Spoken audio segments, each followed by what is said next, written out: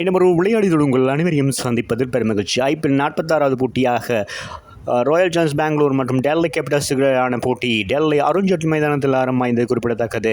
இந்த போட்டியில் Royal Challengers Bangalore அணி 4 வெற்றி பெற்று தமது அணியை முதலாவதாக களத்தடுப்பை தேர்வு செய்தது. அதன் அடிப்படையில் டெல்லி கேபிட்டல்ஸ் ஆரம்பத்தோடு அபிஷேக் போர் அதிரடி காட்டினர் என்பது குறிப்பிடத்தக்கது.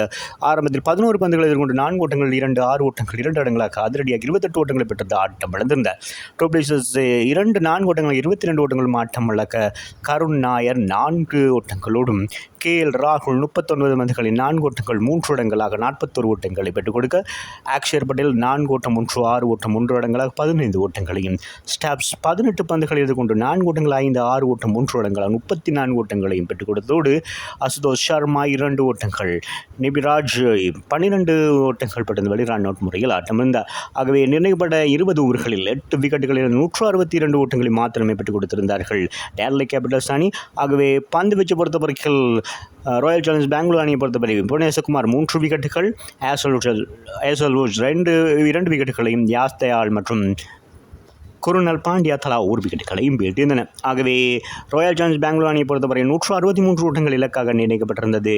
அதன் அடிப்படையில் ஆரம்பத்தில் ஜாக்கர் பெத்தல் 6 பந்துகள் 4 ஓட்டங்கள் 6 ஓட்டம் 3 ஓட்டங்களாக 12 ஓட்டங்களோடு ஆட்டம் இழக்க தேவதட் படிகள் 0, ரஜத் படிதர் 6 ஓட்டங்களை பெற்றுக் கொடுத்திருந்தார். அதன் பின்னதாக 4வது விக்கெட்டுக்காக குருணால் பாண்டியா மற்றும் விராட் கோலிக்கு இடையிலான இணைப்பாட்டம் சிறப்பான ஒரு இணைப்பாட்டம் அமைந்திருந்தது.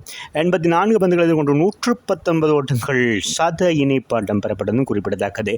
இதில் விராட் கோலி நிதானமாக 47 பந்துகளை எதிர்கொண்டு 4 ஓட்டங்கள் 4 இடங்களாக 51 ஓட்டங்களை பெற்றுக் கொடுக்க மறுமுனை அதிரடி காட்டியிருந்தார் குருணால் பாண்டியா. 47 பந்துகளில் 4 ஓட்டங்கள் 5 6 ஓட்டங்கள் 4 இடங்களாக 73 ஓட்டங்களை பெற்றுக் கொடுத்திருந்தார். டிம் டேவிட் ஆட்டம் இழக்காது 4 ஓட்டங்கள் 3 6 ஓட்டம் 3 இடங்களாக 6 பந்துகளில் 19 ஓட்டங்களை பெற்றுக் கொடுத்திருந்தார். ஆகவே அவர் ஆட்டம் இழக்காதிருந்தவர்களை 18.3 பந்து வீச்சில் 4 விக்கெட்டுகள் மாத்திரமன்று 165 ஓட்டங்களை பெற்றுக் கொடுத்திருந்தார்கள் ராயல் சேலஞ்சர்ஸ் பெங்களூர் அணி. ஆகவே இந்த போட்டியில் 6 விக்கெட்டுகள் வித்தியாசத்தில் வெற்றி பெற்றிருந்தார்கள். பந்து வீச்சு அக்ஷர் பட்டேல் 4 ஓவர்கள் 19 ஓட்டங்களுக்கு 2 விக்கெட்டுகள், சமீர 1 விக்கெட்டையும் வீழ்த்தியிருந்தார். ஆகவே இந்த போட்டியில் வெற்றி பெற்றதன் காரணமாக ராயல் சேலஞ்சர்ஸ் பெங்களூர் அணி முதலாம் இடத்தை பிடித்திருக்கிற புள்ளிப்பட்டியலே 10 போட்டிகள் பங்கேற்று 7 போட்டிகள் வெற்றி 3 போட்டிகள் தோல்வி 14 புள்ளிகளோடு முன்னிலை வைக்கிறார்கள்.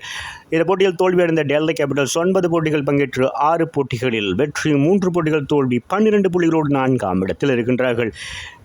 இந்த போட்டியில் சிறப்பாக செயற்பட்டு சகல துறையிலும் செயற்பட்டு வெற்றியை தேடி தந்த குருணால் பாண்டியா இந்த போட்டியின் ஆட்ட நாயகனாக தெரிவான் என்பது குறிப்பிடத்தக்கது. மீண்டும் ஒரு விளையாட்டு செய்தியோடு உங்களை சந்திக்கும் வரை உங்களிடமிருந்து விடைபெறுவது உங்கள் அன்பின் பாதுலை தாஸ். வணக்கம் அன்பு சொந்தங்களே.